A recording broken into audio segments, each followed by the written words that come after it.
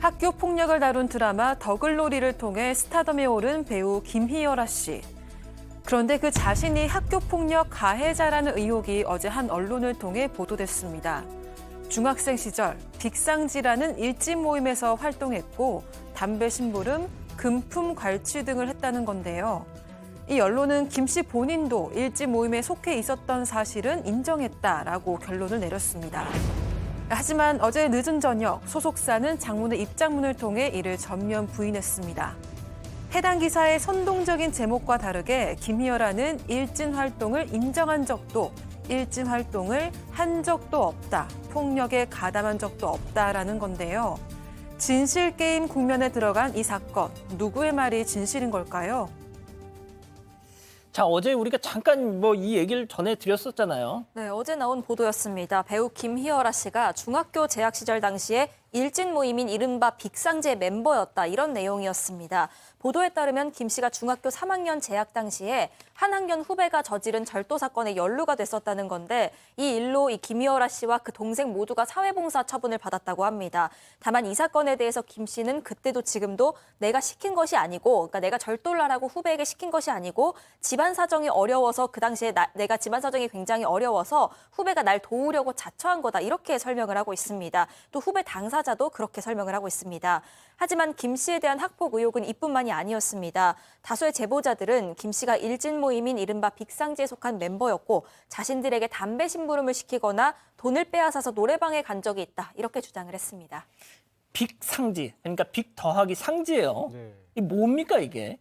상지는 다니던 학교 이름이고요. 빅은 그냥 영어의 빅입니다. 그래서 빅상지라고, 그러니까 중학교에 일진 모임 쉽게 말씀드려서 좀 논다고 하는 친구들끼리 만든 모임이고, 그때 당시에 이 모임의 카페에 김희열아 씨가 실제로 활동하면서 남긴 글도 아직도 있다라고 합니다. 그리고 본인도 저기 소속돼 있다는 건 인정을 했어요. 그리고 저 모임에서 다른 학생들에게 돈을 뺏고 이런 것들도 있었던 모양입니다. 다만 이 김희열아 씨 같은 경우는 본인이 뺏긴 적은 있어도 언니들이 갑자기 돈 마련해와 그래서 이렇게 마련하고 친구들끼리 돈을 모아준 적은 있어도 내가 다른 친구들로부터 돈을 뺏거나 때리거나 한 적은 없다. 다만 내가 맞은 적은 있다, 언니들한테. 그렇게 밝히고 있습니다.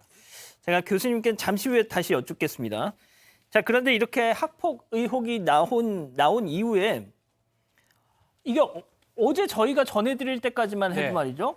그때 이제 반론이 안 나왔었는데 완전 부인을 합니다. 그렇죠. 소속사 입장문이 좀 나오는데요. 입장문은 일단은 이 폭력이나 이런 일진 이 제목과 달리 김희열아가 일진 활동을 인정한 적도 없고 일진 그 활동을 한 적도 없다. 폭력에는 특히 가담한 적이 없다라고 지금 얘기를 하고 있고요. 또 빅상지 얘기를 좀 합니다. 빅상지가 일진 모임은 아니라고 합니다. 평범한 학생들도 많았고 이 제보자들은 또 오해를 풀고 김희열아한테 사과를 했으며 언론사에 이 사실을 알렸다라고 얘기를 합니다. 김희열아 역시 비슷하게 얘기를 해요.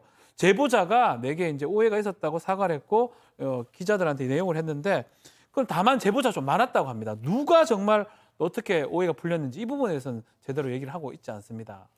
자, 보통 이런 일이 나오면 정말 나도 당했다 하면서 팍팍팍 지금 나오잖아요.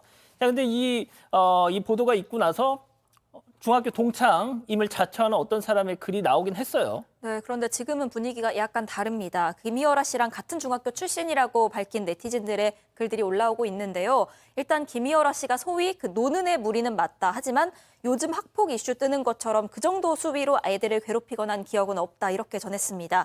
기억나는 최대 악행이 급식실 줄 설 때 새치기 한 정도다, 이렇게 전하기도 했습니다. 또 그 일진 모임이라는 빅상지에 대해서도요. 다른 동창들한테 물어보면 그거 뭔지 안다라는 의견이 반, 그거 뭔지 잘 모르겠다는 의견이 반이라는 겁니다. 그러니까 보도된 만큼 유명한 그런 그룹은 아니었다는 주장입니다. 또 다른 SNS에서도 댓글을 살펴봐도 비슷한 주장들이 이어지고 있습니다. 한 네티즌은요, 나도 같은 중학교 나왔다. 문제 일으키는 애들 무리는 따로 있었고 김희열아는 그 정도까지는 아니었다. 좀 안 됐다. 이런 반응이었습니다. 자, 들으신 것처럼 팽팽히 맞서고 있죠. 그럼 여기서 두 번째 사건 체크포인트 짚어보죠. 손편지입니다. 자, 이렇게 팽팽한 가운데 또 재반박이 나온 거예요. 4개월 전에 김희열아 씨가 이거를 보도한 언론사에 손편지를 직접 썼더라고요.